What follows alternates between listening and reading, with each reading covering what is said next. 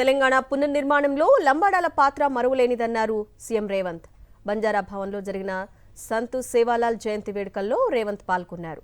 రోడ్లు లేకుండా ఏ తండా ఉండకూడదన్నారు. అందుకే అన్ని తండాలకు బీటీ రోడ్లు వేయాలని అధికారులను ఆదేశిస్తున్నానన్నారు.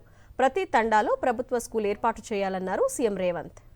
తెలంగాణ ఉద్యమంలో, తెలంగాణ రాష్ట్ర ఏర్పాటులో, తెలంగాణ రాష్ట్ర పునర్నిర్మాణంలో మా లంబాడ సోదరుల యొక్క పాత్ర ఎవరు తీసివేయలేనిది, ఎవరు మర్చిపోలేనిది. ఈనాడు ఈ వేదిక మీద నుంచి మా మిత్రులు అడ్లూరు లక్ష్మణ్ గారికి నేను ఆదేశాలు ఇస్తున్నా. అదేవిధంగా స్పెషల్ చీఫ్ సెక్రటరీ సవ్యసాచ్ ఘోష్ గారికి నేను ఆదేశాలు ఇస్తున్నా. తెలంగాణ రాష్ట్రంలో ఉన్న అన్ని తండాలకు బీటీ రోడ్లు వేయాలి అని నేను ఆదేశాలు ఇస్తున్నా. స్పష్టమైన ప్రణాళికతోని నేను చీఫ్ సెక్రటరీ గారికి ఇన్స్ట్రక్షన్స్ ఇస్తున్నా. ప్రతి తండాలో పాఠశాల ఉండాలి. పాఠశాల భవనానికి మీరు ఏర్పాట్లు చేయండి. పేదవాడి సంక్షేమమే రేషన్ కార్డు.